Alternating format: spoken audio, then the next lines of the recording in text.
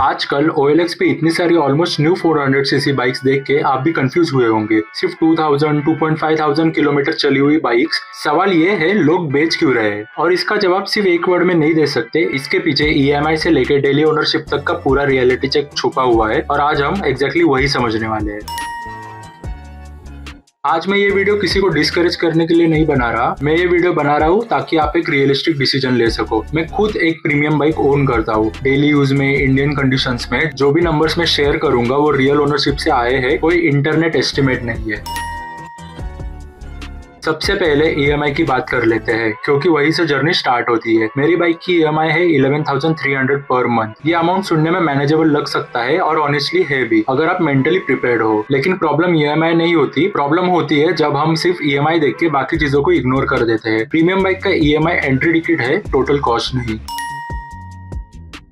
अब आते हैं फ्यूल पे, जो सबसे रेगुलर एक्सपेंस है। मेरा डेली कम्यूट सिंपल है, ऑफिस से होम और होम से office. Total 18 to 20 kilometre per day max. इस यूजेस के साथ मेरा मंथली फ्यूल एक्सपेंस रफली 2300 से 2500 के बीच में रहता है। और यहाँ एक इम्पोर्टेंट पॉइंट है, ये सिर्फ डेली कम्यूट का नंबर है। अगर आप वीकेंड राइड्स, लॉन्ग ट्रिप्स या हाईवे यूजेस ऐड करते हो तो फ्यूल कॉस्ट ऑटोमेटिकली इंक्रीज होता है। प्रीमियम बाइक का मतलब ये नहीं कि फ्यूल एक्सपेंस फिक्स रहेगा, यूजेस के साथ वो स्केल होता है।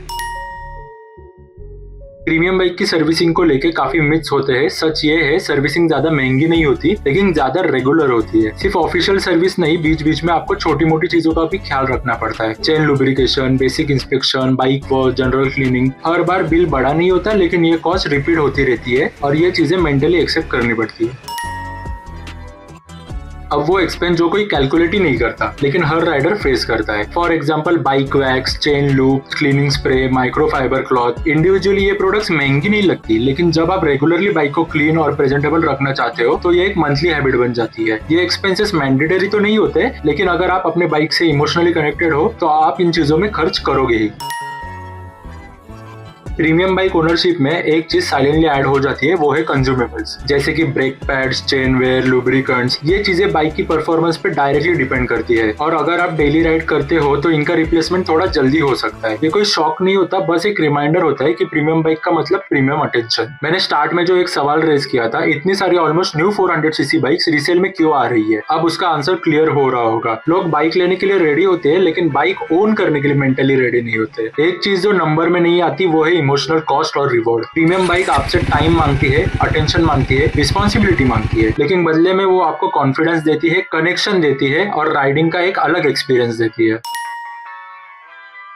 अगर आप सिर्फ EMI देख के बाइक लेने का प्लान बना रहे हो, मेंटेनेंस को हेडेक समझते हो या बाइक को सिर्फ एक ट्रांसपोर्ट की तरह देखते हो तो प्रीमियम बाइक आपको फ्रस्ट्रेट कर सकती है। लेकिन अगर आप ओनरशिप का प्रोसेस समझते हो, मंथली एक्सपेंसेस को रियलिस्टिकली एक्सेप्ट करते हो और बाइक के साथ इन्वॉल्व रहना चाहते हो तो प्रीमियम बाइक का कॉस्ट आपको रिग्रेट नहीं देगा। प्रीमियम बाइक का रियल कॉस्ट सिर्फ पैसा नहीं होता, वो टाइम होता है, अटेंशन होता है और माइंडसेट भी होता है। अगर आप इन तीनों चीजों के लिए रेडी हो तो EMI के बियॉन्ड जो कॉस्ट है वो आपको बर्डन नहीं लगेगी। और शायद इसी क्लियरिटी की कमी की वजह से इतनी सारी ऑलमोस्ट न्यू 400cc और हायर सीसी बाइक्स आपको रीसेल मार्केट में दिख रही है। अगर ये वीडियो आपको डिसीजन लेने में हेल्प करे तो इसे सेव करो और शेयर करो अपने दोस्तों के साथ, क्योंकि बाइक लेना एक्साइटमेंट का डिसीजन हो सकता है लेकिन बाइक ओन करना क्लियरिटी का डिसीजन होता है।